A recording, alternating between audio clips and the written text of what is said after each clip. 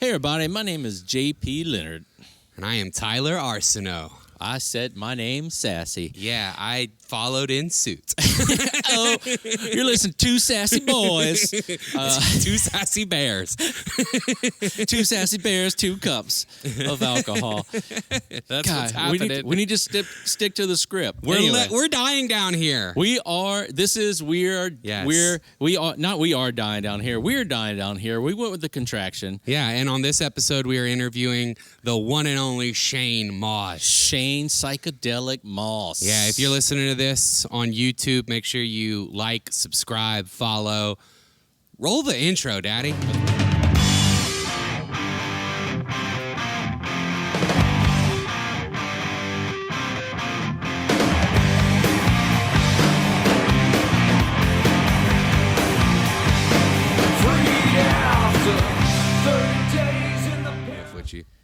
And we are back. So just a side little note. You hear our theme song. That song's called High and Rising by Santeria. That is friends of mine since the 90s, late 90s. They were a band here in Acadiana. And the singer of the band, Deej Lake, Brother Deej, he got a bunch of fame. One of his songs was on Quentin Tarantino movie. And last week, March 8th, found out during the Shane Mauss show, that Deej took his own life. So it sucks. But just want to give a shout out. His brand new album just came out the 15th, which was the day before his funeral. So I don't know. I mean, ever since I knew I wanted to do a podcast, and the first thing I told Tyler, I got the theme song. Yeah. And before I was like, we had a name. Yeah, before the name, I was like, I just want this song for some reason. It's just one of my favorites, and I was a Santeria rat, watched them all, in every bar and dive and everything. But I saw Deej the Tuesday before his passing at a restaurant. We talked. He praised the comedy, everything doing. And that's it. Cheers. So, cheers to Brother D. He's I'm not putting the little thing in there again. Yeah, it's okay. But anyway, I don't know, a lot of people knew him. He was a staple in this city. Yeah, a lot of our listeners know of him for sure. Yeah. So found out mid-show, and it was hard trying to watch a psychedelic show and keep it together. And this is the first time I've cried on this stage. On the stage? On the stage. I sat on the stage and cried. Comedy, everyone was out. Comedy, baby. I mean, I've cried inside many a times, but enough about my set. We're crying down here. We're Deej died down there. Right. How do we come back from this? What's the deal with? I'm gonna pull a Jason. What's been up, JP? Nothing. Just going to funerals. No. Yeah. Oh man. No, man. It's been a rough couple weeks, man. Let's get into comedy. Get into comedy. So, since the last time we talked, last episode was Laurie Kilmartin. Yes, so much fun. Got a lot of good response on our segments. We were cooking. Yeah, it was great. Yeah, Hack Watch was fun. No scandals or nothing. Scandals. It close. It's across the river. March 7th, we had the legendary Paula Poundstones, the same night we recorded with Shane, which was, that was a long night. But you want to talk about a legend and a beast. Did she wear a vest? No, she wore a suit where she looks like she was a rival of the Joker. So, typical Paula Poundstone. An oversized tie. Nicest person in the world. We got along great. She was super fun. She was great. She did over 2 hours by herself that night at the ACA. Oh, I know. Because I was here waiting for you the whole night. That's true. Me and Shane hung out here for an hour waiting for you to come. They're waiting down here. So she was super great. I mean, she's a legend. And I told her, like, you're one of the legends, So anyway, that was great. Next night was old Shane Maussy. So much fun. And man, I wasn't here, but I'm imagining. It was beautiful. We had 2 75-inch TVs on each side of the stage because it worked better than the projector. He's got a guy in L.A. who's a VJ, controls all the videos. It was balls. So how was amazing. this guy on the fly? He was good or what? Yeah, oh no, it was killer. Like yeah? if he said something about a cage or whatever, and there was like some Cajun stuff or whatever. Nice. And we had a guy pass out in the back, and I'm thinking, oh no, we gotta get the fentanyl the remover. Narcan. Fentanyl remover. You know, bring the talk Ajax. about it like it's OxyClean. Yeah. Bring the Ajax ball. We got a guy foaming at the mouth. But no, so I go in the mode. I go find the cop that's in the lobby. Can't find him. So then we're kind of looking around and everything. And I come back in and I asked the guy next to him, I was like, what did he take? He's like, nothing. I'm like, what did he drink? He's like, Heineken Zero. I'm like a reverse alcoholic. High blood pressure. But he was a big dude, and he had a mustache and a cowboy hat. And then they sat him up in the chair. I'm like, yeah. I asked him again what he take. He's like, nothing. And he's like, yeah, he's a truck driver. He just came off a long shift. He really wanted to be at the show. I said, look, can we get you out in the lobby, get you some fresh air? He said, yeah. He walked up, stood up, walked out. And then we followed him. He just walked out to his car like nothing ever happened. Shane got off stage, cut the show, like stopped the show, was over there. I'm like, no drug or overdose. We're fine, you know. I mean, who's going to overdose on mushrooms or whatever? And the rest of the show went great. Nice. Good hang, even though all the other crap that went on. And then the next day, and I was down. Look, that was a rough night. But I had to host 2 Cajun comic relief shows, Ball. Oh, I forgot that happened the next day. At the Hyman. I got to do my Hyman joke. I did it for the late show, and it worked. And I was like, "Mwah, thank you." So that was 2 shows, and like mid show, me and old Johnny Diaz, we went to the same place where I saw Deej that week just by accident. He's like, "I'm taking go eat," and sat in the same. It was weird. Sat in the same chair where I saw him, and it was just like it was a weird emotions. Got a little drinks in me. Had to go back, host the 7 o'clock show. That one was great. Real fun time. I kept it clean. I did my Reds losing weight joke. I did my truck hunt bumper sticker joke. I did weed references. And then did the Hyman. And then How was the turnout? It was good. Well over 1,000 plus each time. Impressive. Yeah, it was good. Comic relief. Yeah. The bottom was full. The top mostly full. It was good turnout. Again, good charity raising, good fun. Shout out to raising. Caleb and Corey and Jim, our affiliates over there. Jim Richard. For the love of people, that organization, everyone there, the comics, it was really good. Shout out to my friends at the Hyman. My friend Mandera is a production person. We've been friends since late 90s.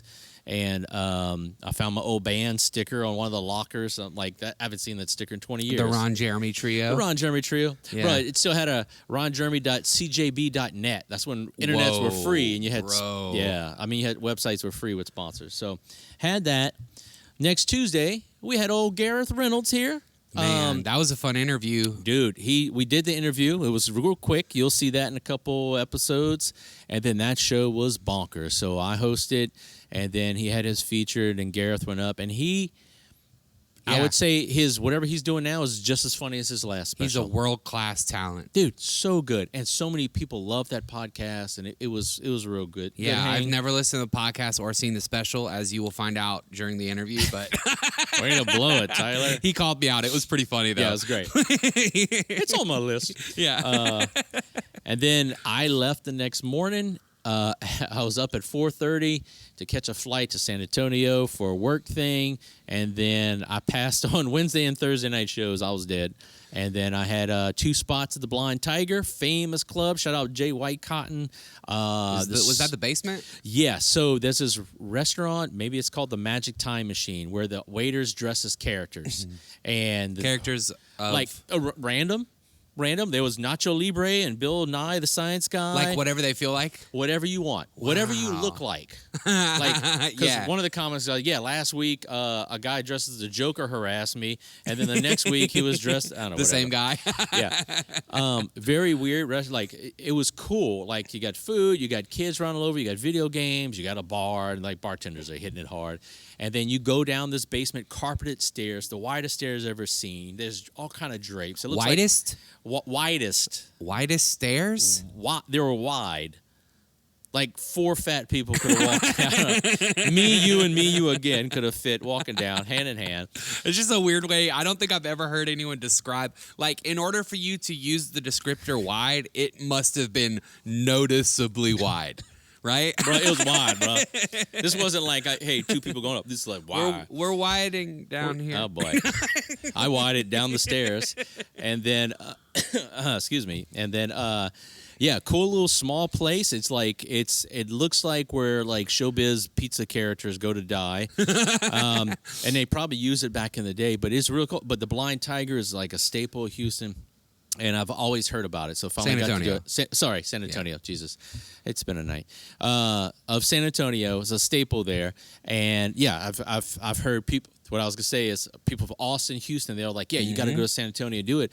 And I've been hearing about it forever. I saw people commenting on your pictures from comics I knew all over the country that were like, I love that Mishka room. was up there, like, yeah, that's one of the best. Derek was in wherever he lives. Mo Alexander commented everyone. too. Yeah. So it was really cool. So I did a 10 o'clock set. And I shouldn't have did the midnight show because I had to wake up at 4:45 to get ready for a flight. And then I did the midnight show. And then my Uber took 25 minutes. And so I walked in my hotel room at 1:30, took a shower, and then I was up, flight, 3-hour layover, got on the runway, waited an hour due to the weather, got back, literally pulled up in my house, hugged my wife and my kids and my dogs and my cats, took a shower, went to DJ's service, went back home, slept for 45 minutes, and then we had Stone versus Drunk versus Sober here, which Tyler hosted. Holy shit. That was so much fun. Barn burner. Top to bottom, one of the tightest. Crazy to say this because they're all so good, but it really felt like one of the tightest shows top to bottom. Everyone delivered. We had Siamedes coming back up top.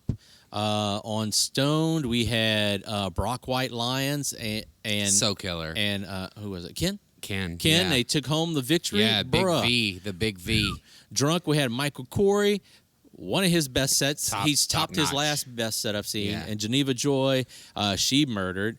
And then arguably one of the best. Like for me, it was between Geneva and Brock. Yeah, for best set, and either of them could have taken that home, but the best team was Ken and Brock by far. And Sober, we had Jason and Scotty Jernigan. Yeah, the Jernigan. You call him, what do you call him? Tommy Jonigan. Tommy Jonigan. I was like, right before the show, I was like, Tommy Jonigan, right? He goes, no. Oh, you're joking. So that was Team Sober, and great crowd.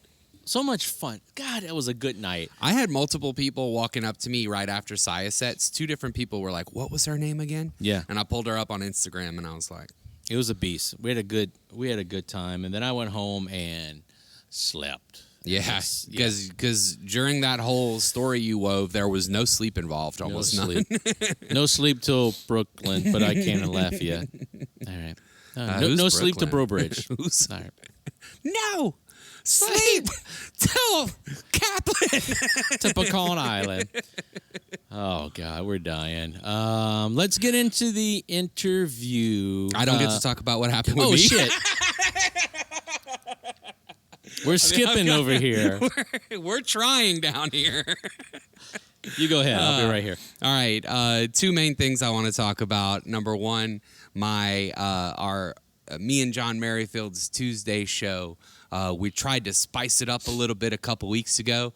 John went on his little jokes tour, and he came back with some ideas. And one of the things is to just have a little open mic, multi-round competition show. And it seems like we're going to do that once a month. And we tried it for the first time at CT, and it was a lot of fun. And the winner was Aaron Heltz out of Baton Rouge. Well-deserved. Nice. Aaron delivered front to back. Side to side. Never let... Thanks. There's the words in the rest of these lyrics, so I'm not saying it. Yeah, I'll mouth them. No. Right. So shout out to Aaron Heltz. We're gonna try to do that once a month. So comedians out there are across the South. If you ever show up to one of our mics on Tuesday and it's not a regular mic, that's why you were doing a little competition show. You're still welcome to be a part of it, though. Bring your A game. Yeah. Outside of that, man, the only real notable show that I did was in Beaumont. I went out to Comedy 409, Nikhil Pilley. Clean it up, 409. Yeah, baby. Nikhil Pilley, Miguel Carter, the 409 cast. They've got a cool little scene starting there. It reminds me a lot of Well, no, doesn't remind me of anything. Maybe kind of when we first started, at least like the feelings, the vibes, the excitement. The enthusiasm. That's right. That's the word that I could not say. The enthusiasm these guys have reminds me a lot of us when we first started. The room was very cool. It felt like Roadhouse. It was a little rowdy. But this is these guys, I think it was their second show there. They're trying to get some clout with the establishment. I gave them a little bit of advice. Other than that, man, pretty banger. Great shows. Did they pay you in clout? Got paid. No, got paid in real American money. All right, yeah. Contrary to belief, we don't get paid in clout. Anyway. That was a great show. I was with John Merrifield, Drew Gotro, Eric Knowles. Everybody delivered. Their host, I give a shout out to this guy. His name is Supa. All right, and you know how we are with comedy and stage names. All right, you never know with some of these guys, but let me give this man a shout out right now. He's been doing comedy for only a couple months, but he's been hosting things for a very long time, and he has wedding showers and parties. And everything. Okay. Yeah, like he's hosted forever. He's also an ex hip hop artist. So the guy knows how to talk on a microphone. Yeah. And when I tell you he's a good host, and I was impressed for how little he's been doing comedy, I have nothing but good things to say about this guy. He's going to keep getting better.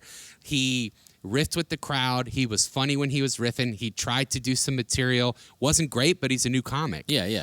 But he had beats. Good. He knew what he was trying to say. He just didn't. He wasn't connecting on those. But he went right back into riffing and started killing it. Yeah. Guy has uncanny ability to host, and super look forward to seeing what he can do in the future. So shout out to Supa. Shout out Supa. Yeah, go check him out. Superstar. I'm sorry. But yeah, man, that's it. I think this is a long ass interview, guys. So if we feel like we're rushing, it's because we are. We're trying not to do a 2-hour podcast. We got into it. I made Shane Mauss and Tyler wait for a bit because I was Paula Poundstone's ride. Paula Poundstone in it. I was Poundstoning it to the gas pedal to the Poundstone to the plastic carpet. Comedy's hard. Yeah, we're dying. Anyway, this is my good friend Shane Mauss. Shane Mauss. Hey everybody, welcome to We're Dying Down Here with our special guest Shane Mauss. Hey, actually dying of sleep deprivation. Yeah, same here. I was like, well, I bet I'm going to look pretty tired on camera. And then I looked at you, and I'm like, I think I'm okay. You look like Sleepy Jesus. Yeah. Not woke Jesus. Oh, yeah. A little bit of both. A little bit of both. Sleepy, woke. Sleepy, zombie. woke. And Drowsy I also Jesus. feel- It's like the only eye that's open is the third eye. I'm also like a bit of a zombie right now, too. So all right. kind of got all the Jesus aspects going on. So we go back a long ways, kind of. Yes. So we didn't. Well, we sort of met in passing. It was the very first festival I did. It was a Knoxville, Scruffy City Comedy Festival in Knoxville, Tennessee. You were on the cane from. Getting on that cane. People probably think we're talking about cocaine. I'm trying to know what foot this, injury. What is this? Oh, An actual cane. You broke. What a weird way to say he was on that he was lean. on the cane. He was leaning to the side. No, you're actually talking correctly. But the language I forget of what the show world we're doing. that I we literally live was in like, is you're just like outing Shane right now. Yeah, he's on all the. I Shane. mean, there was. I promise you, there were a couple times where I was on cocaine on a cane as a Shane. No, so you broke both feet, right?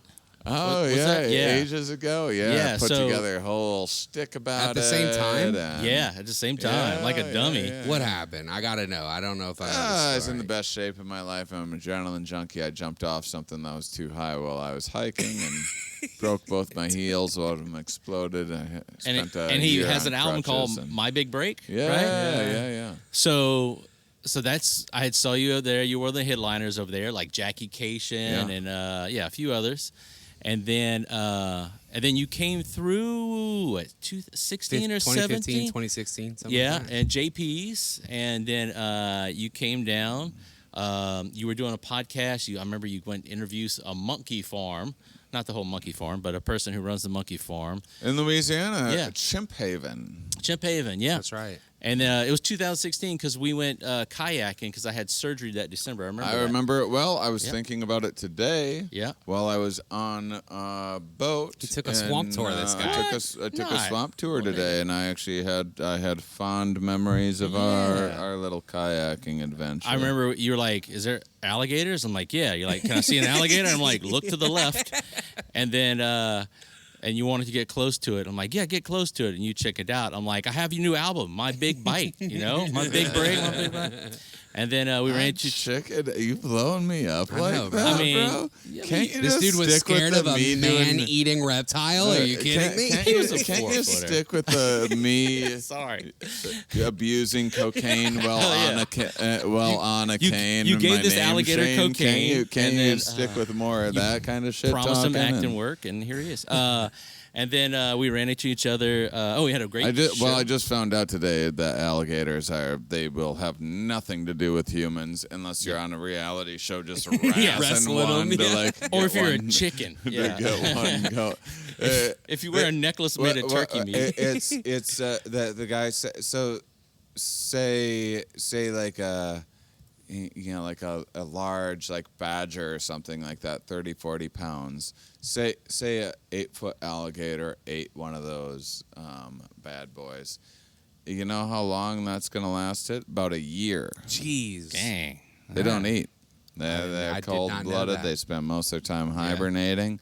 They have absolutely no use for anything our size and have no interest in messing with us in any way. They like unless some schmuck with a camera starts deciding that he wants to T-Bob, jump on it. And, They like little dogs, yeah. If you live by the water or live in Florida. Or a baby. Or a baby. Or if you're at Disney, they take them over there. Oh, that little boy. I remember that. Did you know him?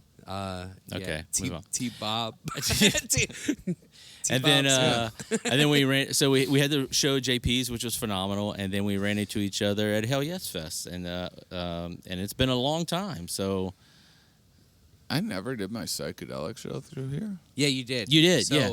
So I'll because the big break album release, I went on Pete Holmes. Did a few different podcasts trying to promote it and try to get those clicks and downloads, spread the word, the whole this and that. And Pete Holmes goes, "Where were you?" And I was like, "Oh, I was in Arizona." Or where were you when you broke your feet? And he's like, "What were you doing in Arizona?" I was like, "I was going to do ayahuasca." I didn't get a chance to do it because I broke my feet first. Anyhow, let's talk more about my broken feet. And he's like, "No, what's ayahuasca?" And I was like, "Well, there's this stuff DMT that I kind of got obsessed with." And he's like, "What?" Anyway, my broken feet. Yeah. Is this the genesis of the psychedelic genesis. show? Yeah. That's awesome. And then he goes, "What's DMT?" And I was like, yeah. I started sharing some DMT experiences, and it just stopped the whole conversation. Just became about DMT, my ideas about it. You see, you and made then it people weird. I did make it weird. And people started messaging me like crazy and asking me to come on to talk about this, new DMT stuff that people were just starting to hear about and everything. And I was like, "Oh, I actually didn't know there was like demand to hear this because I have like all this psychedelic material. I didn't know there was like any one interest. Like I just have been doing psychedelics by myself for nearly 30 years, and so I didn't know there was I wasn't in like a Burning Man culture or anything like that. I had no idea like there was a community of psychedelic users that exists. I had no idea, and so that was the origin story of that show. You were here July 15th of 2016. So that's when you came through with that. That would have been just before launching the official tour that ended up being 111 city. Yeah. Well, I have a tour. poster. That was when I was still kind of working Bad it Trip. out. Yeah, was it Bad Trip? It was still. Was it called the Bad Trip tour? Good I feel Trip. like- Good Trip. Good Trip. Yeah. And this there you one's go. is this one Bad Trip? This one's Better Trip. Better Trip. Yeah. Yeah, So, that's a whole long my thing, poster too. says, And both were in lieu of a better title. I originally called the show "This Is Your Shane on Drugs." So good. I know. That's so good. And it created so much confusion. Like people thought I was gonna be like shooting heroin on stage or That's whatever. tomorrow night It was show, just but, yeah. like it just created too many dumbass questions and about it. People make assumptions about things, and it's most of the time they mean well. They're just like genuinely curious. But like, what's the, and you know, you have like you guys have a show where like person gets drunk or stoned, and stoned, sober, drunk, sober, right? yeah. So there's a few of these things like that bubble up, and that's all well and fun and everything. But my show is about psychedelic. My show's not meant to. Right. I'm not going to be tripping. You're not meant to be tripping. I mean, you could be, and though. that's now a difficult no. You don't think- I would. And some do for sure. But that's everyone has a different relationship Sure. to psychedelics, and it's Yeah. certainly not how I would prefer. Like out in public at a comedy show, yeah. I mean, I generally don't actually do psychedelics as often as you'd think, someone with a psychedelic show. And when I do them, I usually like really, really go for it in a very serious and probably reckless way.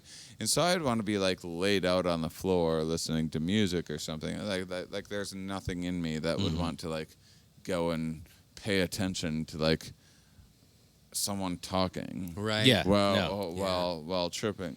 Like that has no appeal to me in any way. I will say that constantly people will come up to me and be like, "Oh, I ate a gram or two of mushrooms or whatever," and then also, we've had a couple incidents where someone probably was like, "I've always wanted to try tripping." And they this chose is that gonna night? be like my time to try. And so, Also, here's some we lights work, and graphics too. Yeah. and we work. It's a bit of a hat on a hat. The show is meant to be a trip in and of itself. I mean, it is. It's an experience in and of itself. And so to like also be tripping, whatever. But it's just but we do everything that we can to convey that. I have like I have a lot of people that I work with and collaborate with and chat with and employ and everything else to answer those very questions, to have these kinds of conversations and then go like, well, how do we like signal this in the right way? Like you can see one of my pinned posts on Instagram is like is explaining this very question. Should I come tripping to your show? But I also might just be a little stubborn in my because certainly there's an ideal where, like for example, when I do MDMA, I can't smile correctly. Like there's something like weird about my smile that is like strange and creepy, and it's like a little like jaw clenchy kind of thing. Yeah. And like I wouldn't want to feel that during a comedy show. Not everyone feels that during a comedy show. Also, it's comedy, so it's like, I mean, I guess my style lends itself to more of like a we're gathered around a campfire kind of heart-opening-ish experience, I suppose. But you still But have do you jokes. want to like be in You still have feeling punchlines. lovey-dovey and Right. stuff in a You're here for a comedy show? purpose, Like, so it's that. all of it. Like if I had my choice in the matter, if someone writes me and it's like, should I come tripping to your show? I go, no, that's not what it. But I'm not trying to tell anyone how to live their lives or whatever. But I am trying to manage and navigate the stupid assumptions that people make about how an experience is going to be, and it's. Even with the visual element of it, it's not a Pink Floyd laser light show. I mean, tripping should be about having your own thoughts and exploring your own mind and your own ideas bubbling up, not having to focus on someone else's ideas of. Or force it. I feel the same way as you. but like sometimes I worry. Fine, eat mushrooms tomorrow. I wonder if I'm being too he's gonna be eating, pretentious but about it sometimes. Like, do you ever feel pretentious about it? Yeah. Like whenever I you feel because like I give the same what you just expressed is how I feel too, and I tell people the same thing. But then afterward, I'll be like, but also, man, do your own thing, whatever you feel like doing. Yeah, I mean, this is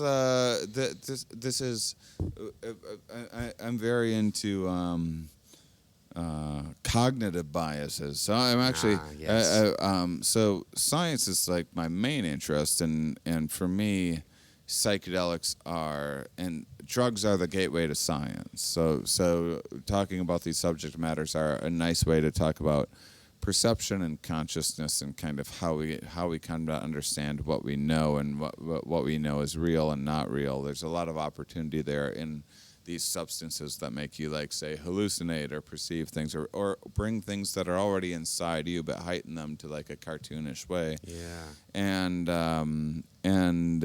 so what cognitive biases are kind of the predictable way in which if you take a large sample size of a population, the predictable way in which the human brain will err.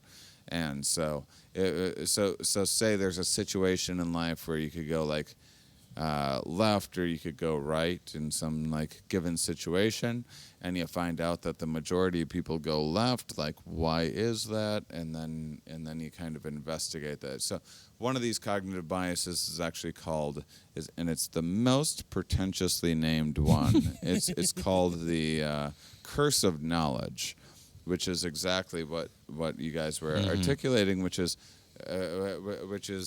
simply that once you learn something, and then especially once you get enough experience and then have mastery over a subject matter, it gets harder and harder sometimes, unless you also are gaining experience training new people or something like that, which is a different thing. But it gets harder and harder to relate to the beginner mindset. Absolutely. Everything seems so obvious once you know it. You have all the building blocks by which your thinking is now based on, and they don't. And it's just nearly impossible to put yourself back in that mindset of like, oh, I remember being nervous that first day on the job and all that, and those little intuitive errors that you make. That's an easy. That's a really. I think Doug Stanhope has some joke about it. That's something to the effect of, I will get mad at someone for not knowing something that I learned 1 hour ago. Yeah, exactly. Yeah. No. You didn't know that? You ever try to help an older person use a phone, like an iPhone or a computer? Yeah, no, it's like, what? Come on. Yeah. Oh, man. All right. That's good. That's me. This is the deepest we've ever got in 10 episodes of this podcast. We're getting down, though. I am fucking loving it. So you got any jokes about titties? No. Yeah. So let's talk about the show. So, this is going to be out a couple weeks after the show, but tell us about the show and the tour and everything that's going on with it.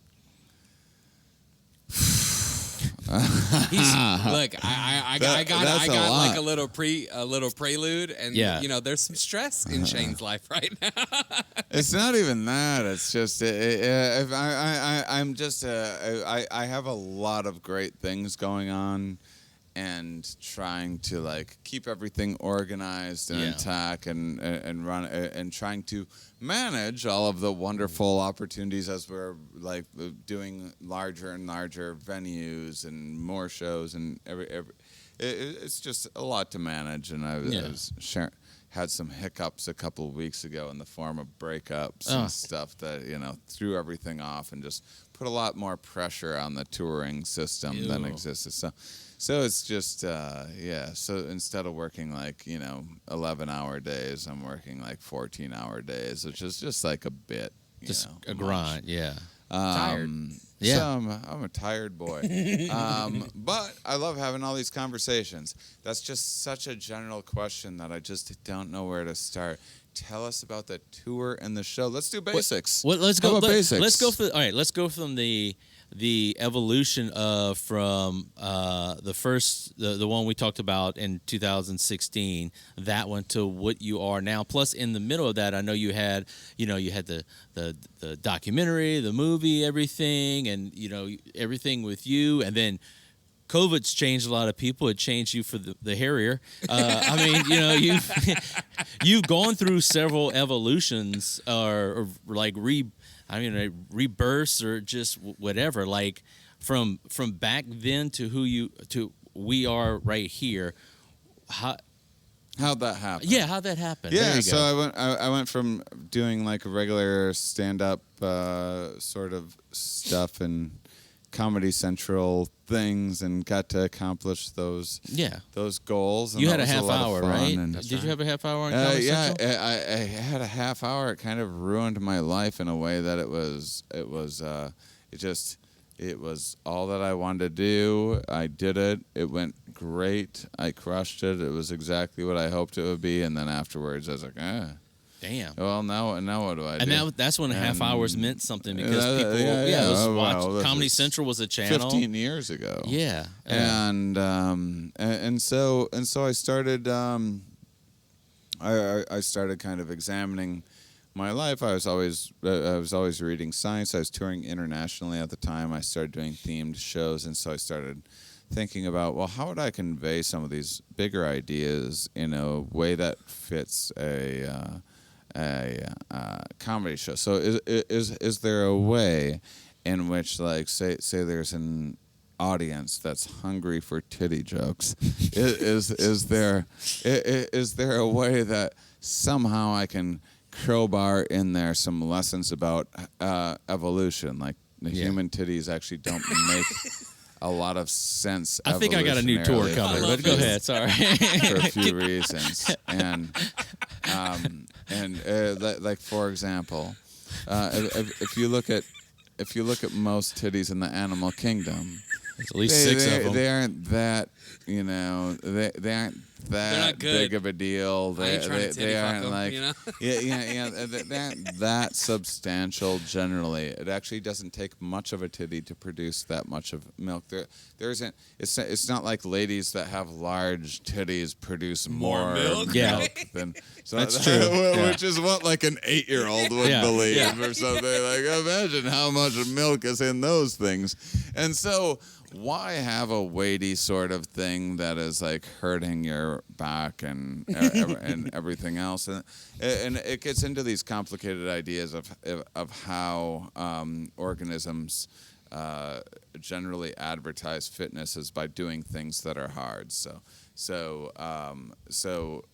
making something that is symmetrical is something that's probably showing that both your genes and your ability to navigate the environment or privileged environment that you found yourself in or something like that, your ability to find resources, has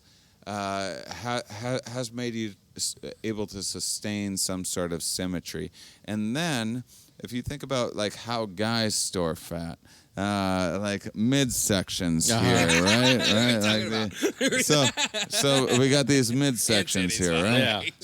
So if you look at about any mammal, you're going to see about the same exact thing, usually in males and females. If you're going to store fat, it makes it the most sense to store it toward the center of gravity, so you have this reserve of energy toward your center of gravity, so it's not taking more energy to lug this stuff around. So why have these things up here that are heavier than they're supposed to be and everything else?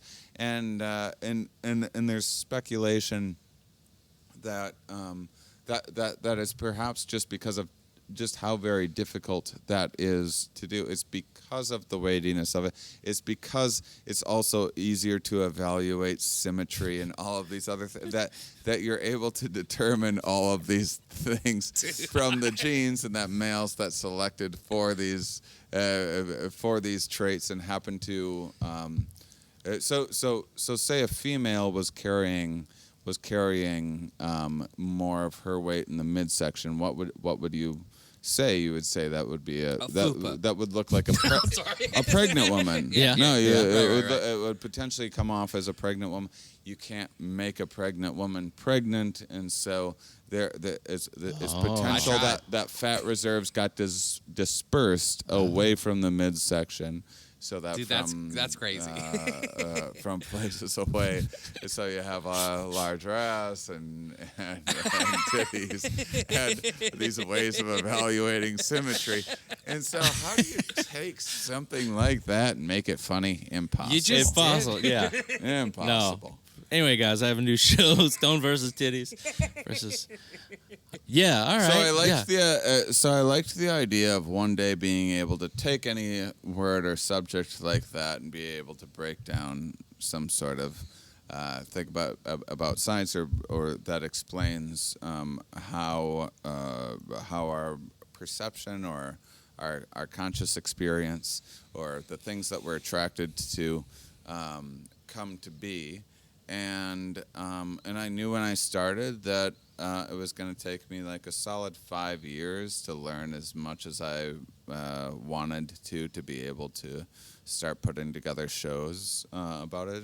I started obsessively watching online courses and things like that, and just in the meantime, I just rode whatever clout that I already had from getting on all of the like late night things and stuff, and took the hit of like showing up to a comedy club and being like, I liked him more when he wasn't talking about anything meaningful or interesting. Where are the jokes, Shane? Yeah, exactly. And then that was like a whole other thing to figure out and navigate, and then I learned how to produce shows and market shows to curate them to audiences that would resonate with a given bit of material and a given I have so many fans that are like broke their leg or something at some point and they're fucking friends. Just a like, VA you gotta listen to this comedy album. Yeah.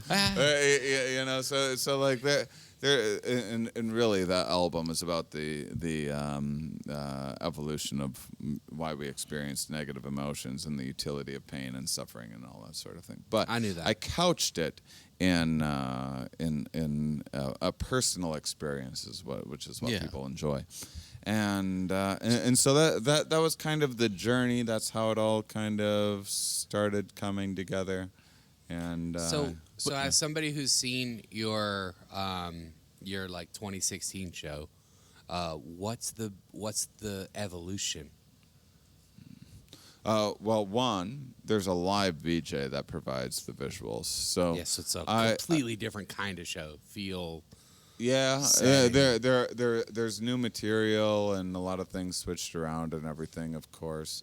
But it was originally going to be a new show, and then I just decided, it'd be kind of boring to get into, I imagine. But the main thing is that for the only thing that was always missing with the psychedelic show, because afterwards I set it aside and I went and I did a bunch of science-themed shows and did a bunch of different other things.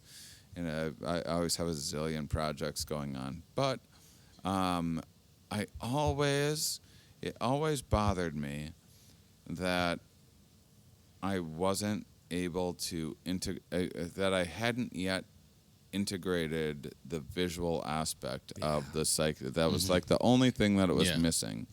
And it took a long time of collaborating with a bunch of different psychedelic artists and then eventually collaborating with this VJ who works with me full time now. Michael Strauss is his name. So he's a video jockey and he provides real-time visuals for a bunch of different bands. And how did you actually, it was kind of the shortest version of the story is we were at a conference together that I was emceeing and he was VJing in the room, and it was one of those moving Van Gogh kind of exhibit type spaces. And so it was all four. It was like a rectangle with all four walls, projection mapping, and I was watching for 3 days. I was watching his ability to like add atmosphere and also articulate little bits of things here and there when On the fly? On the fly Yeah. when speakers were on stage and talking about different subjects. And I was like, well, I just solved that problem. I got a gig for you. And so if I understand this right, so he's not with you. He's back in his place, and he's like we started live it feed. together in person, but Okay. yeah, he does it remotely just simply because he can't tour in the way that I do. He has a Nice. family.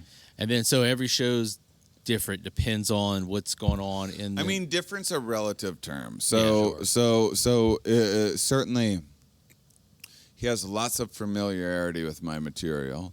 I would say that we have 4 or 5 hours of material that gets rotated in to a given show, but like the framework of the 90 minutes is like, you know, I kind of, I'm always exploring different things, but right now I'm like marijuana, mushrooms, LSD, ayahuasca, DMT, ketamine, the closing message, and that's how I have the show structured.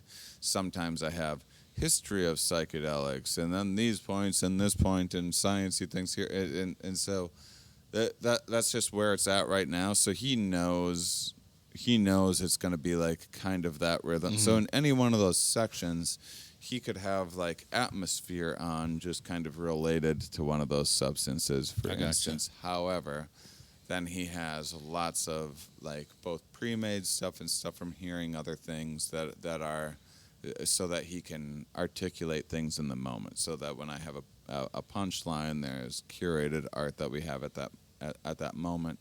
But also there's always about 15 minutes of improv each show, like where I'm going off on a rant or something. You get up like here and that you go, okay, what do you changing guys want to talk about? Right? No, I'm joking. All right, give me a place. We actually might tomorrow, just so people can understand the process a little bit better. So actually what he's doing is, because he's so fast and he's so good, people think that we've just designed an AI-based technology that He's not is real. just like He's doing,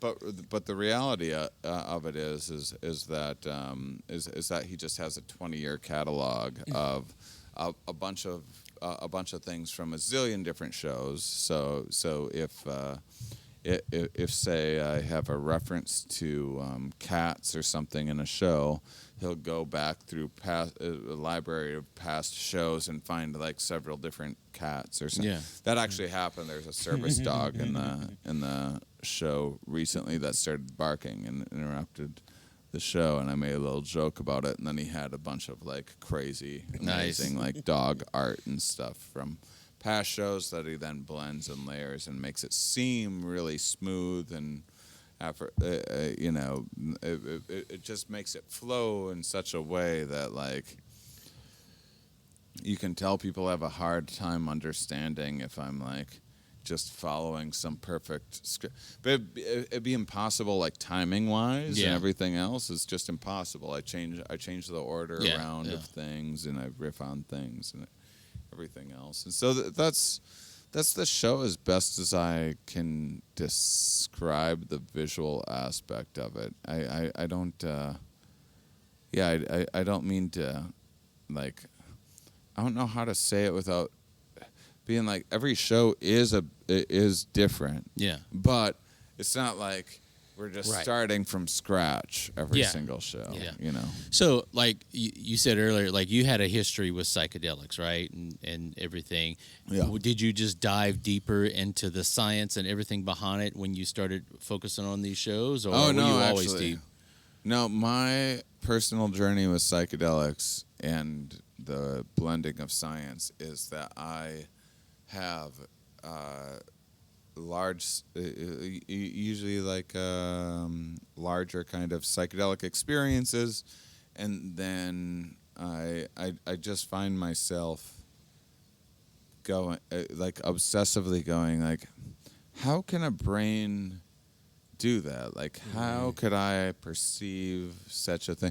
You know, some people are like, oh, it's out there, or you're tapping into this universal consciousness, or whatever. It's not my perception of it, but even if that were the case, you're still perceiving things in your brain. So why would your At the very least, you're an why would antenna your for brain it, right? why would your brain perceive like particular things like that? And I kind of come up with ideas, and then just in traveling around interviewing scientists about other things, there's like, today I went and saw some gators, and I was just asking a zillion questions about how much they can eat and how long and all of that, and gestation periods and all that. And so that's just the sort of thing that I'm interested in. And then once in a while I'll find myself asking questions that were inspired by psychedelic experiences, and then I'll learn something new about how the mind works and be like, oh, maybe that could explain why people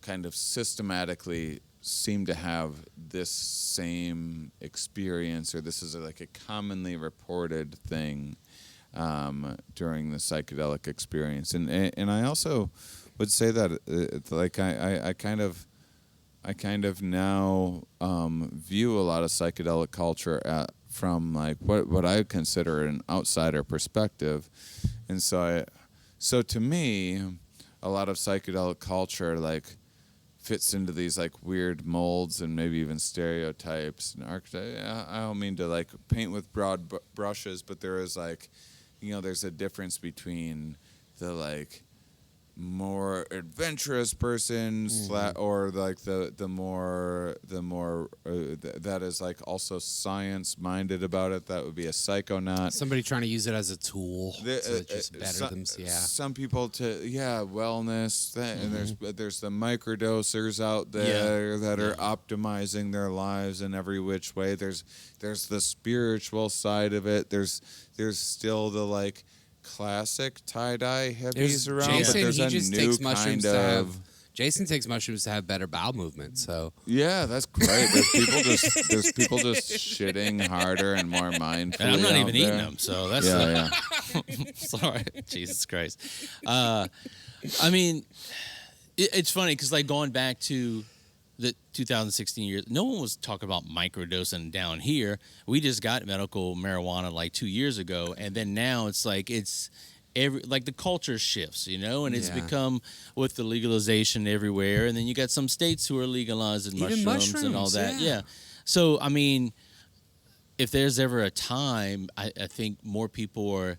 It's not so taboo. More people are buying into it. It's not so more scary. More people come to my show. The first tour was like a little more underground and what's going on here and secretive, and now it's a lot more like people are just genuinely curious that maybe don't even have experience themselves. Because there's companies marketing mushrooms that may not be the psychedelic ones, but it's like, oh, you can microdose these and they're legal as safe. But I mean, so it's kind of coming everywhere. Your rashi, this and that. Yeah. This. Yeah. I mean, well, supplements are really having their day in the sun. I mean, there's always been something, My whole life, there's always been like Slim Fast or some fucking. Yeah. how do you know what's snake oil and what's not?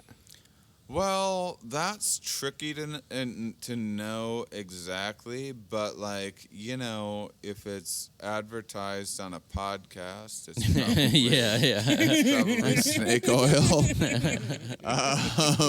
Heard it here first. So I mean, I think that there are ways that people can understand, how to evaluate some of these things a little bit better, and so that there are like simple kind of lessons that we can learn from science and little bits of like critical thinking that are just not that difficult. So just think about think about motivated reasoning. So you go, everyone kind of gets this idea, oh, like Coca-Cola's selling us this, or like, the opioid crisis was by these shady pharmaceuticals or whatever. But think deeper about what causes those, and you think like, well, there's a lot of human motivation to make money off of all sorts of things, and sometimes you have someone that's just like naturally ripped, plus taking steroids, plus has $1 million to like have a personal trainer, Dana White, whatever else, and you can present yourself in such a way, and then we're status seeking apes that you go like, oh, I just got to do what this guy says to do, and so I mean, that should be like, I guess I'm at a little bit of a loss, because some of those things should be easy ones to tune into. Now, I'm a fucking sucker too. Like, if I go into a convenience store and a piece of candy says new on it, I don't know what the fuck happens to my brain, but like, I'm gonna try that. Like, in my head, they're making cookies and cream Twix now? In my head, I'm like, cookies and cream. I'm like, they must have, the candy technology must have advanced in some way recently. I had a birthday cake Oreo yesterday, and it was amazing. It was. Just the classic. Just Oreo technology is insane. Yeah, an Oreo, but they call it birthday cake, and had a different little filling in there. Oh, so you got a good one. Yeah, I got a good one. Then it was also like a dirt cake one, and it was it's. Oh, we have a friend. He's out of New Orleans, and he has a Instagram devoted to all the new Oreos, and I don't know where he gets them, like Oreo Undergrounds, but he goes through and yeah, man. But yeah, I saw it. I was like, wait, this is a different Oreo. I had to have it, and it was worth it. No regrets. That's got to be like a very ethereal kind of space to work with in the Oreo market. Oreo Underground. A lot of people think it's kind of all black and white, but there's a lot going on there. There's a lot of sprinkles in there. There's a lot going on there. But the point is that I'll go like, fucking Nerds Rope or whatever. I gotta try that, and then I eat it, and I'm like, no, they figured nerds out 30 years ago or whatever. There's a zillion little tricks like that we all fall for in different ways. We do it to other people. We try to negotiate and influence others. You put a Reese's peanut butter cup in any other shape other than a circle, like a egg or a Christmas tree, I'm buying it. I'll buy them all. I'll just grab a handful. Little baby Jesus, I'll eat them. They taste so much better, So. Yeah. I think that a good thought experiment is just like walk into a GNC and go, hey, I'm looking to get skinny. I'm looking to get skinny, get smart. I don't want to. I want to be more alert, but I want to sleep better as well. Increase IQ. Boy, have I got something for you. There's something with my earwax. I'd like to.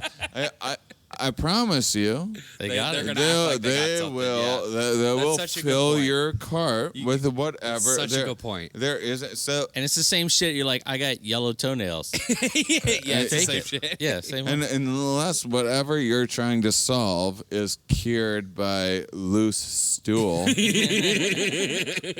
like probably. Let's go to a sponsor.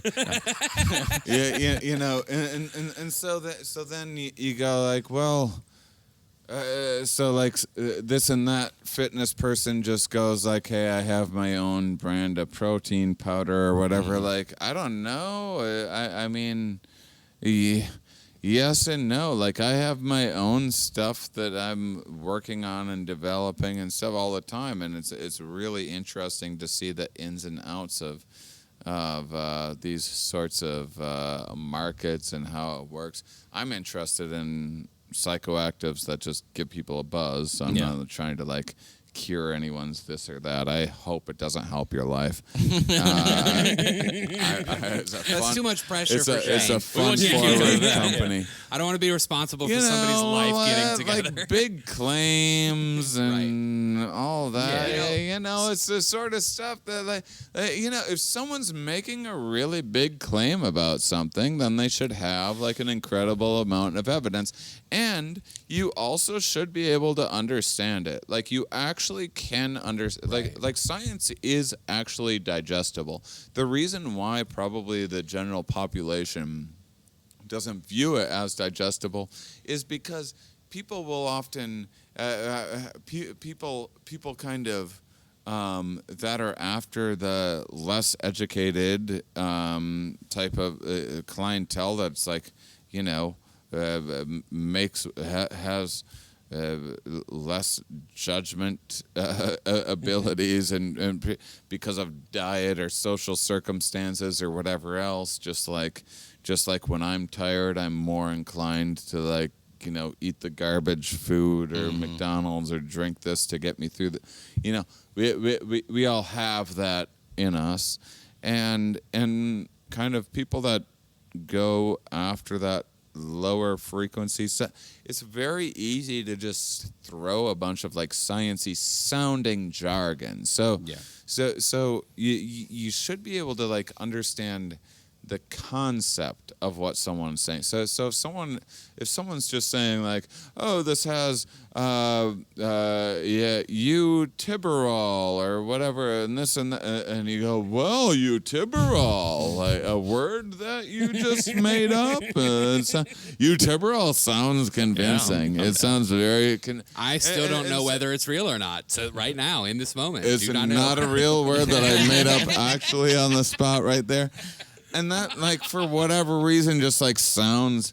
Now there's like it's hijacking different parts of your brain that are making the speaker seem like an authority and all of so it's the quest for that newness, that newness it's like that's going to take you. It's like being a new Christian.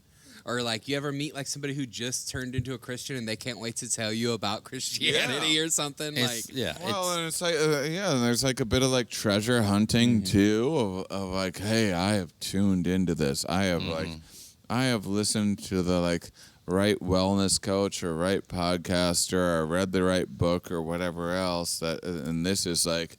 A lot of people don't know about this, and there's something like very alluring. This definitely describes this describes me in my original foray into psychedelics, like the way I felt about it. Like when I first took like acid, I was like, man, this can change people, and I went and told everybody. And then like here I am, over 10 years later, like. Some people don't need to take acid. Some people shouldn't take acid, you know. So it's like with everything, there's like an evolution of thought and a growth that comes with maturity. And it's not about your age.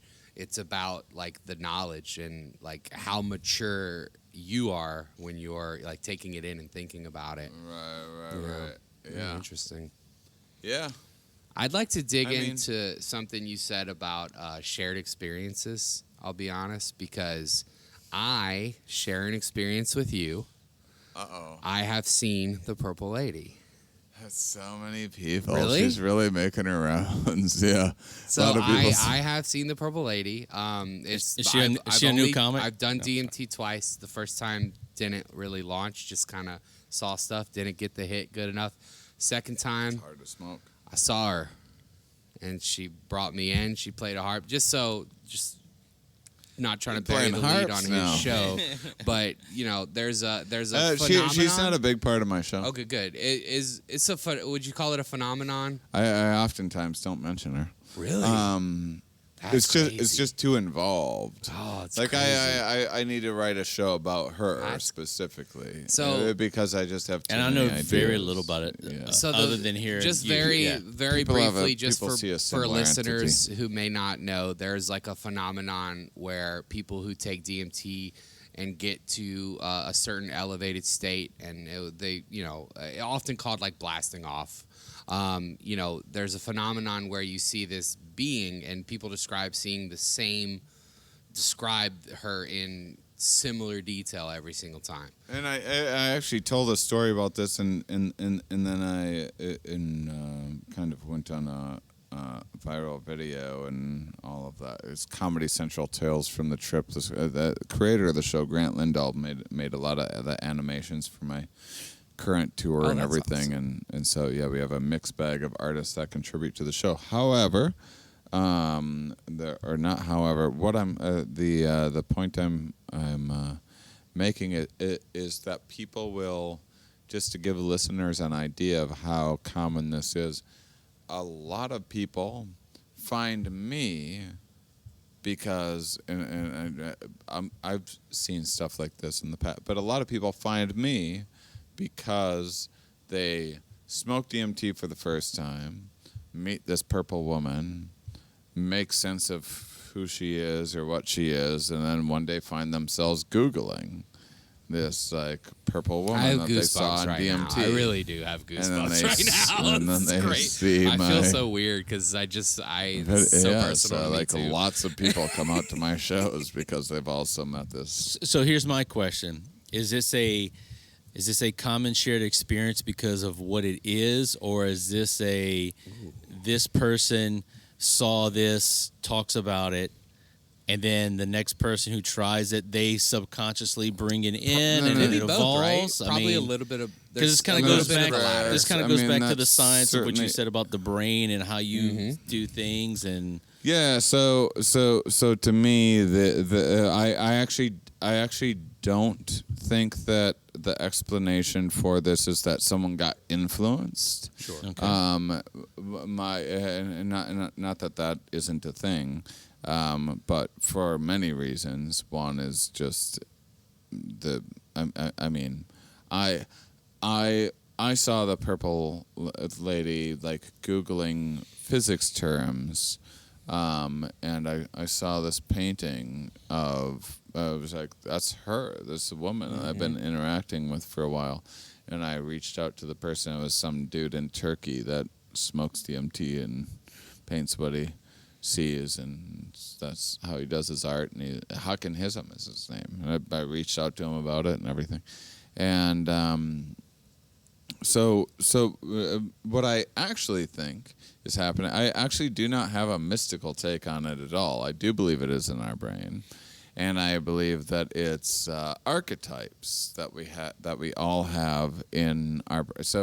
So a robot, when they first start training like robots, like when they first started trying to like see if you can get a robot to like say recognize a chair, well, what they ran into is you'd have to show a picture of every chair that exists at every angle, and then the computer would brute force cycle through every picture of that to be like, that's a chair.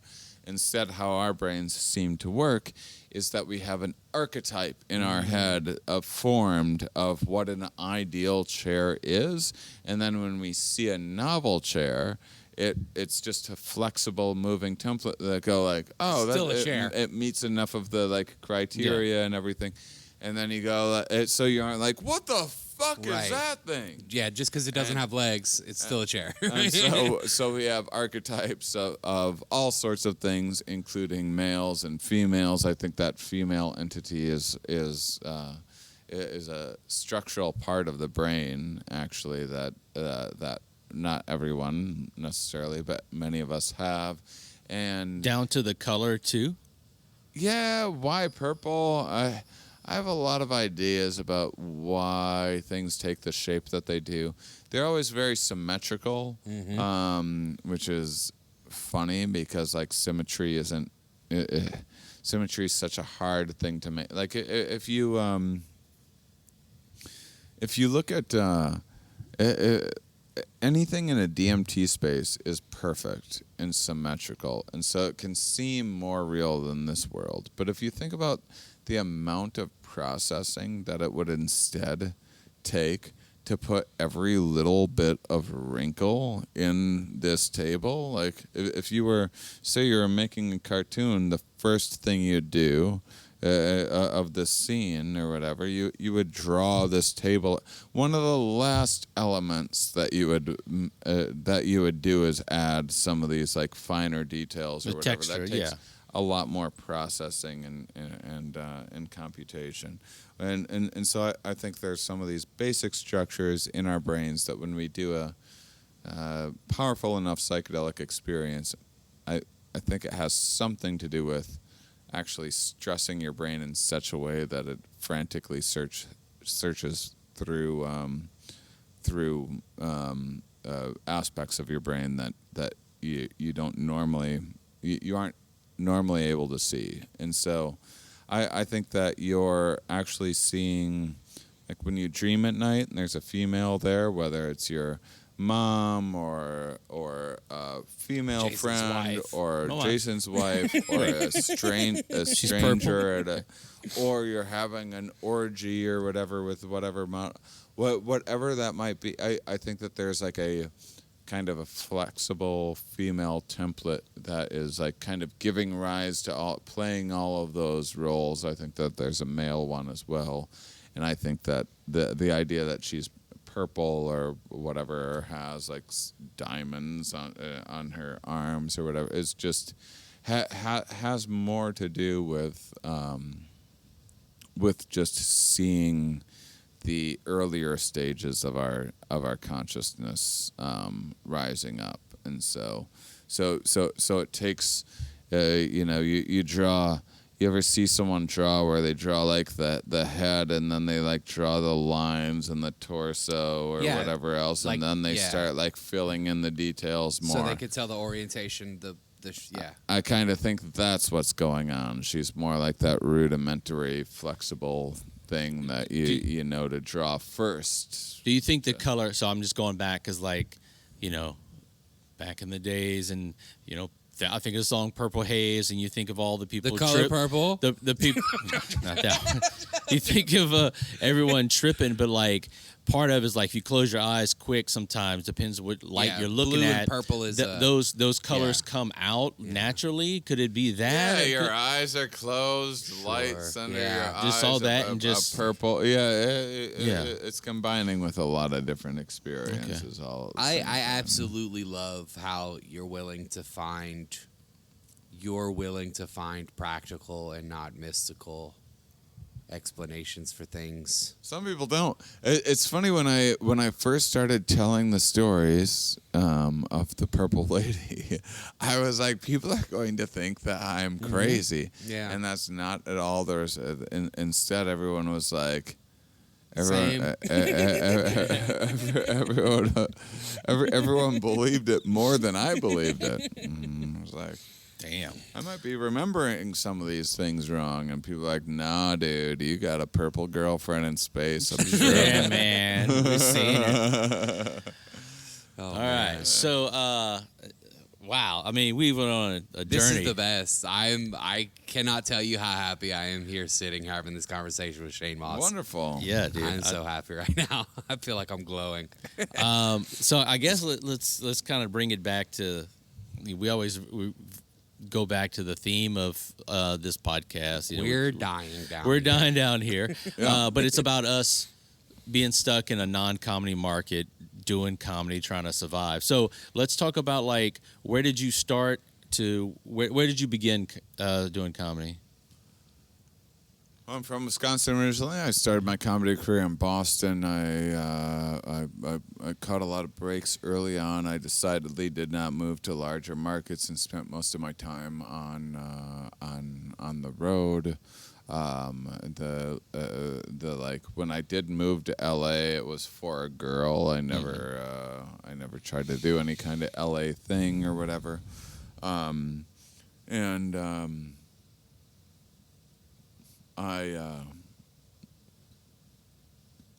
I kind of we actually through I guess long journey short, we specialize much of the tour on underserved markets where people essentially with my current psychedelic show, and I have different strategies for different themed shows and like how to target different science audiences, or like people that are really into animal behavior or something like that, so people know like what they're.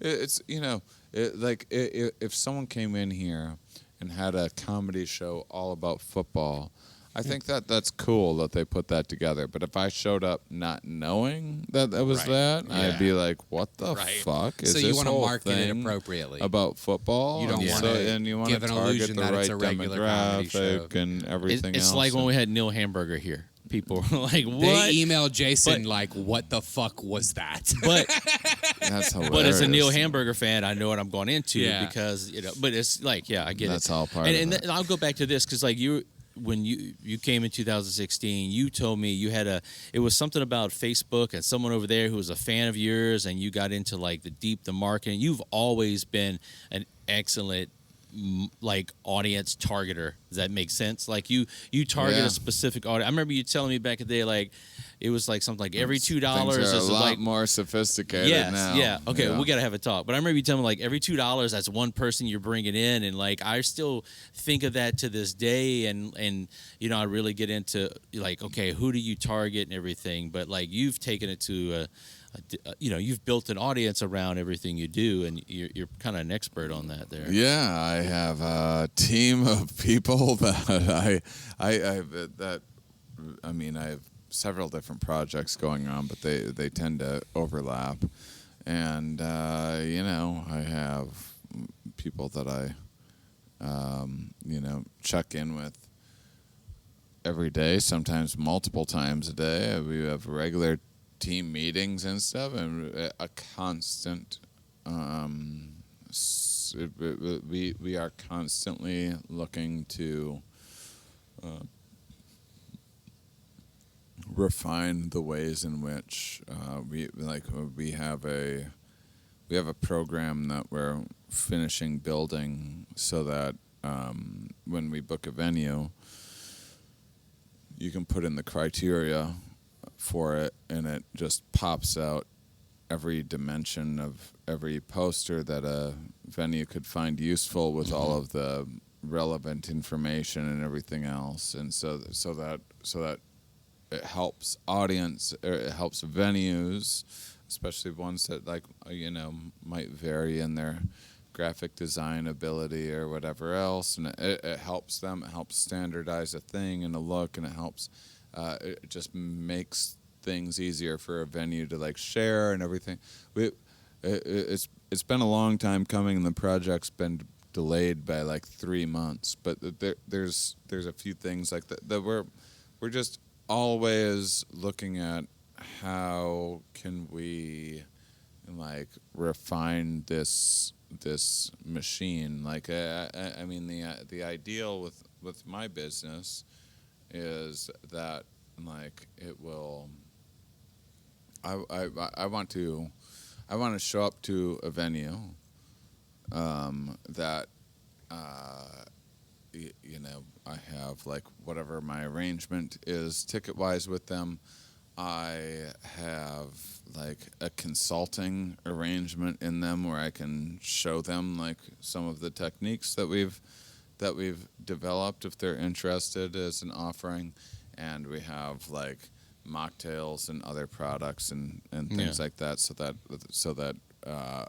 that bars aren't as dependent on alcohol and can have supplementary offerings for people as well. And it's all kind of a piece, and it's something that I want to learn a little something from every venue that I go to, and I hope that every venue learns like a little something from our processes and what we put together as well. And so that's just something that just makes a lot of sense for like a lot of aspects beyond just my comedy, but in terms of longevity and having good relationships with people and having better deals and helping a scene and other independent businesses thrive more, because we can learn and have teachable things. It's such next level thinking. Yeah.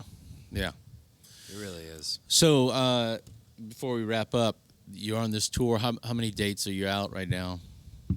We're getting close to the first 100 being done. This is going to be a 222 stop, 50 state tour. Bro.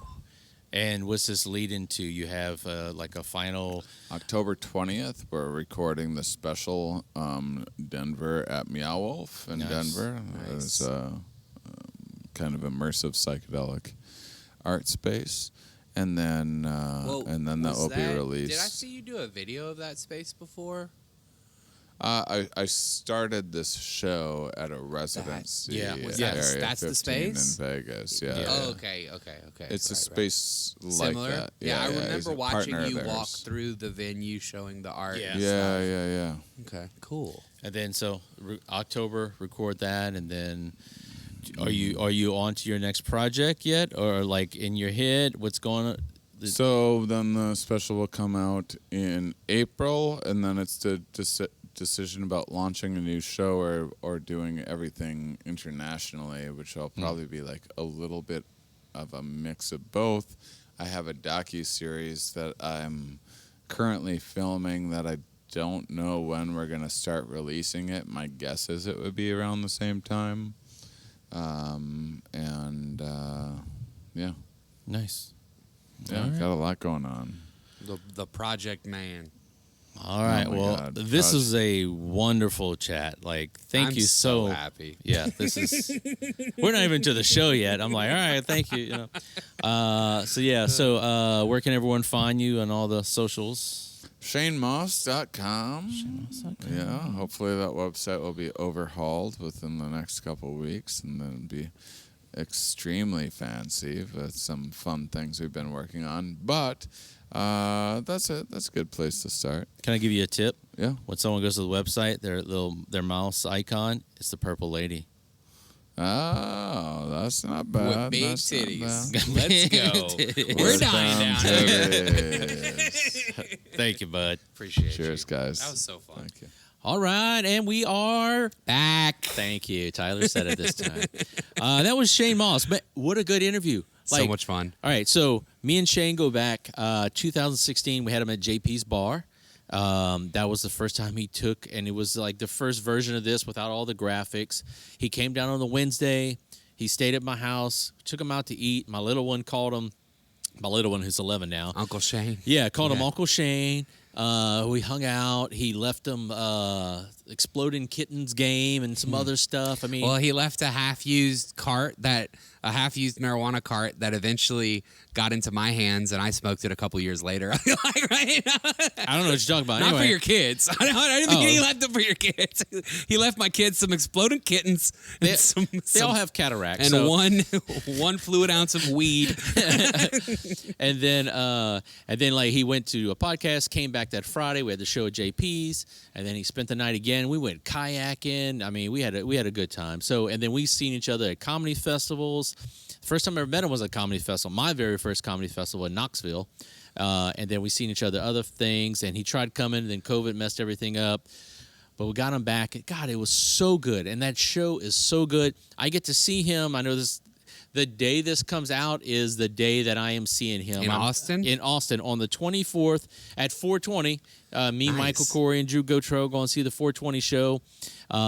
It's like 2 blocks from the mothership. So as soon as we've done that, boom, we're heading over there to do sets. So I was a giddy little fat kid to interview Shane, man. Dude, that was so good. I learned about Shane just through Rogan and through Duncan Trussell and through some of those early exposure to podcasts about 10 years ago, and I just became a huge fan. His podcast was incredible. He interviewed scientists and picked their brain and asked some of the best questions, and I learned so much. So just to sit next to him and talk to him was incredible. He found his niche, Yeah. his market.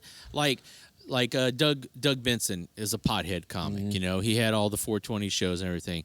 Shane took it, and he took his love of psychedelics and everything. And there's a documentary about him and his all his psychedelics. There's one where he went to middle place. He was cuckoo, but I mean he's become an expert on almost everything, you know? His business mind is incredible. Dude. And the promotions? You can't sell that short. He knows his audience, and the way he talks about marketing, and it's another level, man. Yeah. Like, a lot of comics could learn a lot from this guy. No, he's got a lot, and I want to repick his brain. Yeah. And his team is great. Shout out Joe, who was like a brother-in-law of one of our friends, John Landry, who used to live in Lake Charles, now lives in Austin. Shout out to John Landry. He's done 2 sets of my headshots, and they are incredible. Also, still some of my best headshots. John Landry took a picture of Louis Katz at the beer garden last time Louis was here pre-COVID, and that is now the cover of Louis' new special that just hit 1 million views on YouTube. God so damn. he's got his picture, 1 million plus I views. miss John, man. Yeah, I'll see him. I'll tell him Sunday. You said hi Tell him to take some pictures of me from a distance. We're stroking down here.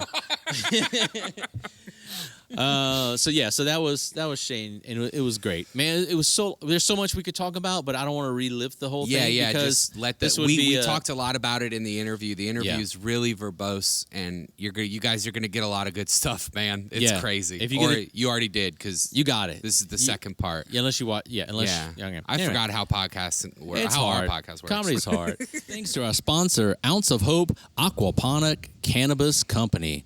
Ounce of Hope provides high-quality CBD and Delta-8 through an advanced aquaponics system for the utmost in quality products. Check them out at ounceofhope.com. Uh-oh. You know what time it is. Yeah, that was the sound of a hack watch. Oh, sound of a hack watch. If you want me to roll? If a hack falls in the forest, is anywhere someone there to watch it? All right, yeah, you go first. Sorry. All right, my hack watch. I hope the guys from Comedy 409 don't think I'm picking on them for this, but I totally am. My hack watch is going to be a tip for producers this week: crowd control. I think that there crowd control to Major Tom. Thank you. And we're dying in a most peculiar way. All right, no, we're just both fatter versions of Jack Black. Hack watch. All right. There's a handful of things that I believe most producers could do better in comedy. I'm not going to get into all of them. I wrote a Facebook post about it. Go check it out. It's also on Instagram. But one of the ones that I want to talk about this week, just because it hit so close to home recently, is crowd control. I think that if you're a comedy producer, one of the first things you should want to do is talk to the venue and the staff and convince them that they want comedy there. And in order to do that, they need to help you keep the place quiet. Let me just say, this is as someone who's been running shows we're getting close to 10 years. Let's say 10 years I've been running shows. This is the hardest thing, because sometimes when you try to fix a situation, they get mad at you. Yep, which is why you need that support from the staff. If you go I'm talking about the staff. When you try to, but you have to get that support ahead of time. Everyone, yeah. If you don't get that support ahead of time, that's where that starts to happen, right? So the conversations need to be had, and the owners need to be willing. We're asking for some of us are producing one show a month. Mm-hmm. If we're lucky, we're doing one a week. So we're asking for an hour to 2 hours a week, or a month in some cases, to keep a place quiet. If the venue does not want to give you that means all the bartenders, the owner, everybody needs to be on board. If they don't want to give you that, they don't want comedy. Yeah. They don't want to support your scene. They want something else. And that's okay too. Yeah. But you don't have to settle as a producer for a place that isn't going to work. Again, not picking on the Comedy 409 cast. No. I know it seems like it, but this is just generally, I can think of 3 shows in the last 4 months that sometimes you have to build up a little clout. I get that. Sometimes maybe you feel like you have to prove yourself first before you start demanding things like that. I get that too. At some point, preferably earlier, sooner rather than later, a discussion needs to be had with those venue owners. Do you support comedy? Are you and your bartenders willing to do what it takes to make this the best show possible? Because if people are buying tickets, one person can ruin everybody else's time. Yep. And it happens regularly. Yep. There were people talking full cap as loud as they could during this show in Beaumont.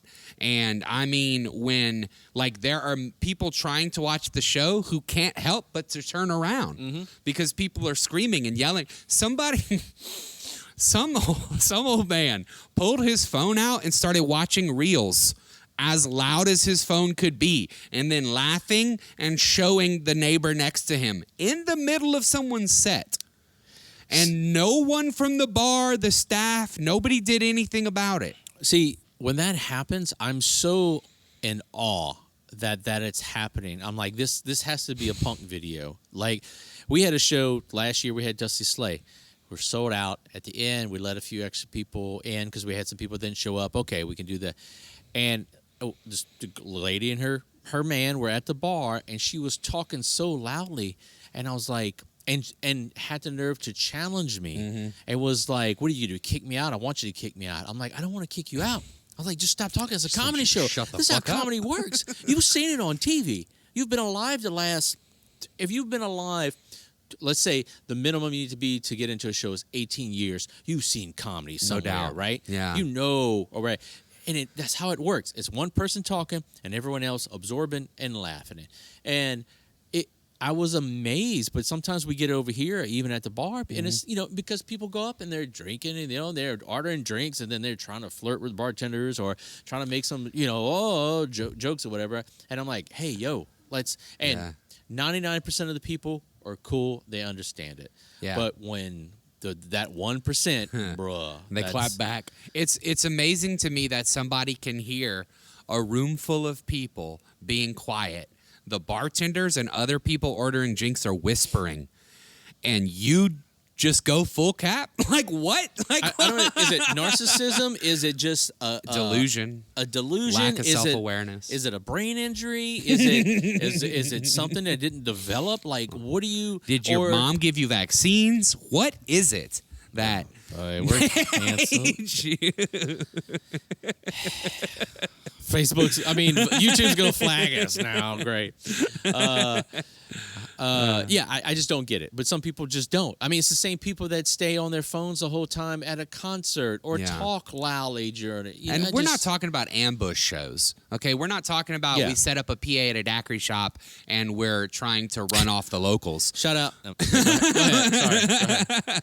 We're talking about people are buying tickets to these shows and then coming and ruining other people's times. You're buying a ticket. Also, do your homework. And that's when they're like, hey, everybody bought tickets to the show. Yeah, I bought one too. God damn, it's my America. I bought a Ford truck, and no, I just don't understand people. Like, if you're going to a show, do your homework. But if you don't enjoy, if you're not enjoying it, go somewhere. Yeah, that's it. And it's hard, and I get it because I kill them with kindness. Hey. After a while, you got to go. Yeah. And then anyway. What you got, man? Oh, my hack watch. Don't know. That was last episode. We're going to relive last week. I feel like I just keep doing it. Group chat etiquette. Oh, okay. So when you get booked as a comedian, now there's two parts. Let's just do two parts. When you get booked as a comedian, and usually we'll put you on like let's say a Facebook. Everyone has Facebook almost. Put you on a Facebook chat. Hey, here's a show. I'm sending out links. I'm sending out information. Here's flyers. Yeah, dates, here's all call time. Boom, boom, boom, boom, boom. Lineups coming out. This is how much time you're doing. Oh, any changes? Boom, boom, boom. We got it on there. Know when to hold them and when to fold them. And, like, at a certain point, if you're the only person talking and no one's responding, just back it off a little bit. That's hilarious. It's fun, but like, everyone else, like, if I'm in one and it's too much, I'm going to mute it. I'll start with the mute for 8 hours. Then I'll do 24 hours. After a while, I'm like, mute until I tell you not to. Yeah. So that's one of them. But let's say you have a local scene group chat. And you're the only person talking, but you're not even coming to all the shows or doing all the mics. Like, just read the room. Yeah. Read the room. Like these people, read the room. Yeah. It's not your forum. It's not your Yeah, blog. I would venture to say that if you say something funny and other people think it's funny, they'll give you a ha-ha react. I may double tap it and give you a heart react. If you get a ha-ha react, feel free to sling another one. But if the whole group chat's leaving you on red over and over and over again, what are you doing? If this is your Twitch manifesto, now look, if you don't have any other friends and you're just yearning for buy a dog, get a cat. I was gonna say, yeah, buy a dog and a cat. Yeah, and he has allergies. Yeah. He can't even. Anyway, that's my hack watch. I toned it down. Short and simple. I know, I toned it down, but also don't. No, be very smart too, because okay. everybody's in chats. Yeah. Everybody's in chats. I guarantee you every scene has chats. Every scene has multiple chats. Yeah. We're in a chat right now. This is our chat with it's like a public chat. All right, let's move on. What's next? That was Hack Watch. That was Hack Watch. We'll go right on into Rex, baby.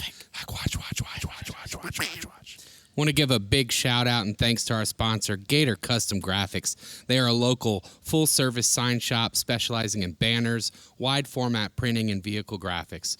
From your business card to your storefront, Gator has your sign and printing needs covered. Check them out at GatorCustomGraphics.com. Rex, I'll go first this time. God damn it, man. I love this man so much. He is the God? No. God is a woman. I listen a lot of Alanis Morissette, Joan Osborne. I've seen Dogma. God is George Burns, by the way. This male comedian, I've always said he's in my top 3, top He's 5. great, yeah. I start saying top 5 now because it's very hard. I still don't know who the 5th is, but I own more merch by him than anyone. I have a nice little pin. I have the same version of that shirt. I have another shirt my dog wears sometimes. I just got a new one. And I have a jacket. But this is Kyle Kinane's new special, Dirt Nap, and it is mind-blowingly good. Yeah? It is I've a not watched banger, it. rooter to tooter. It is Nice. so good. He is one of my favorite comedians. We've had him here twice. I've got to do shows with him in other cities. He's the nicest dude in the world. Just a little history.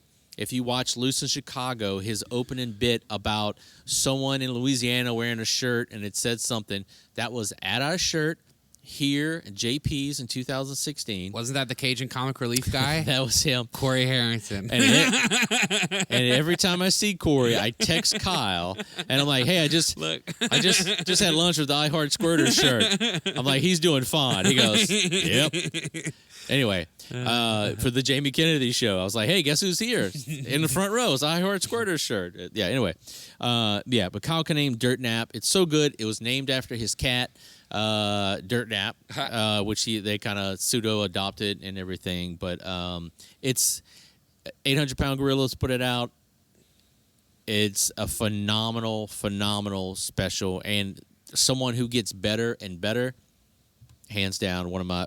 It's gonna be my top. They don't all of do that. 2024. They don't all do that. Getting Kinane, better is rare. He's got bits from that 2016. I've talked to him about it. He's got 2 bits that he's never put out. And I remember asking about it. He's like, "Well, I feel one's dated and the other one, I don't know." But he's one of my favorites, and I wear the pin on my black blue jean jacket, the bat pin. Hands down, one of my best favorite comics in the world. Oh yeah, man. That's mine. All right, my rec this week is going to be a comedy adjacent podcast. It's not a comedy podcast. However, there are tons of comedians that are the guests on it. It is very funny, though. It is called The Really Good Podcast with Bobby Altoff. And when I say this girl is fucking fire, Wait, I Bobby mean with it.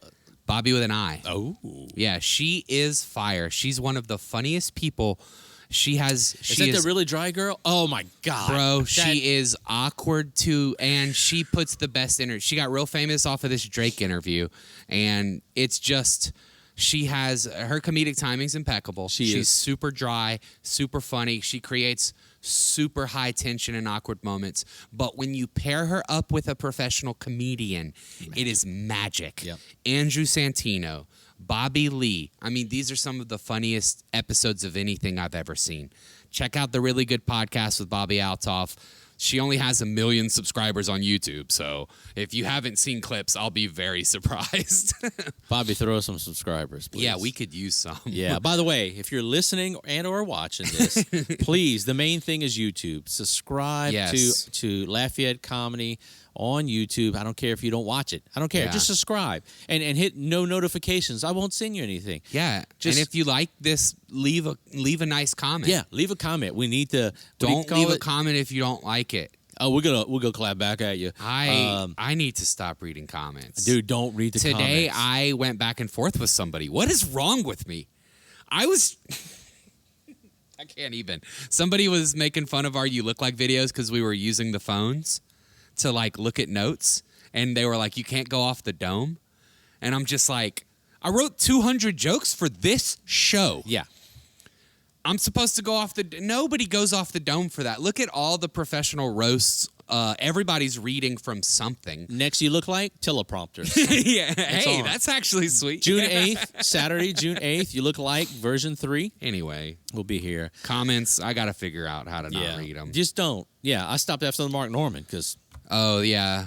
I forgot how bad. See, I should have learned then because I got my feelings hurt during that Bro, one. if you want to be called gay 12 ways to noon, there you go. And fat and not funny. That's what I hear a lot. And that was just Mark's comments. Anyway, Lucia Bakehouse is a small batch from scratch bakery. Step into a world where traditional craftsmanship meets modern flair and indulge your senses in the exquisite artistry of their creations. From buttery croissants that shatter with each bite to innovative twists on classic pastries, Lucia is here to refine your pastry expectations.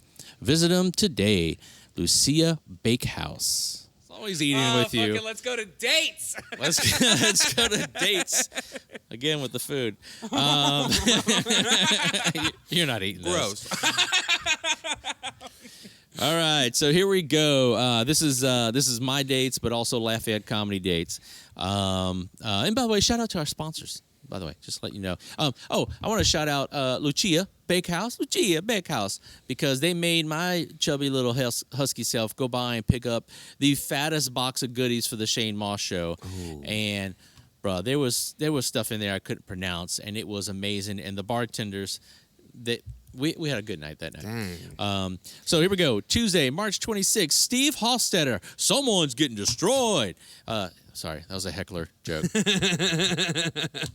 We've had him twice. No hecklers. So here we go. Yeah, you could time. be the first. Don't, but all right. Well, that was his thing. I mean. March 29th, we got Miss OnlyFans herself, Karen Feehan and Aaron Putnam. I am doing a 4-night run with them. We're starting in New Orleans on the 28th at NOLA Brewery. And then here on the Friday, the 29th, we're doing Lake Charles on the 30th. And then we are doing the Vulcan in Austin on the 31st. Dope. That's Sunday. So I'm back in Austin. That'll be your weeks second time in a at row. the Vulcan, too, right? Yeah. Rich So Foss. very excited on that. March 30th. I didn't want to say that. You got that one. I'll let you. I'm gonna wait for that one.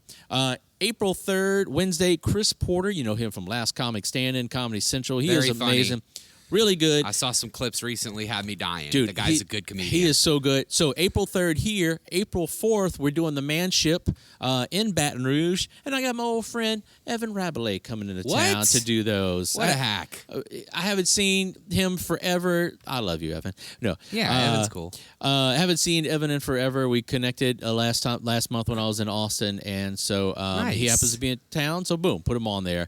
April 5th, we're back at Gator Cove for Gator Fight. Tyler's going to host that one. Hell yeah. I forgot, but that's great. Oh, yeah. Show up. I got it on my dates. I just didn't know I was hosting. All right. April 7th, we got the return of Caleb Sinan. This is going to be his like third or fourth time. And Dave Ross. He's great, too. Going to be his third or fourth time. April 10th, we got Doug Key, Comedy Central, Marvelous Mrs. Maisel. April 11th. April's Did he play Mrs. Maisel? Mr. Maisel. Oh. No, he wasn't. April 11th, we got Rob Hayes and Jamel Johnson. Rob Hayes, Tonight Show, Jimmy Fallon, Adam Devon's House Party. Jamel's on Kevin Hart's Heart of the City. That's April 11th. We're not done. April 18th, Mike Kaplan, Dry Bar, Letterman, Conan, Comedy Central, America's Got Talent. He is here on the Thursday. And then, that kicks off the weekend. Oh, buddy. April 19th, we got old Bobby Kelly, Robert Kelly. Friday, 8:30 show. Former fat man. Saturday, April 20th, 7 o'clock show. Saturday, April 20th, 9:30, special edition of Stone versus Drunk versus Sober. Rumor is, earlier that day, there's going to be a 420 live podcast episode recording. I thought that was a secret, but we're I just should have letting said them it. fucking fly, baby. Don't tell anyone. We only get like 80 congruent listeners, so this. And they're here tonight. No. And then Sunday, April 21st, Ghost Roast is here. What a weekend. We are transitioning Ghost Roast. That's 4 days in a row. 4 days, 6 potential shows, and it's our... I know we're supposed to save it. It's Just say it. 420 Fest. 420 Fest. 420 Comedy Fest. It's less of a comedy festival and more of a convenient branding tactic. Yeah. I don't know. But that's great. I love it. I'm a big fan. April 24th, we're bringing a brand new open mic to the Cage Dome. It's Nate Bargatze and friends. No, it's Wait, I was confused for a second. I was like, wait, what? No, News to me. April 24th, Nate Bargatze. You may have heard of her. No, the amazing Nate Bargatze makes his second appearance in Lafayette. First time. My mom keeps asking me who's opening. I don't know.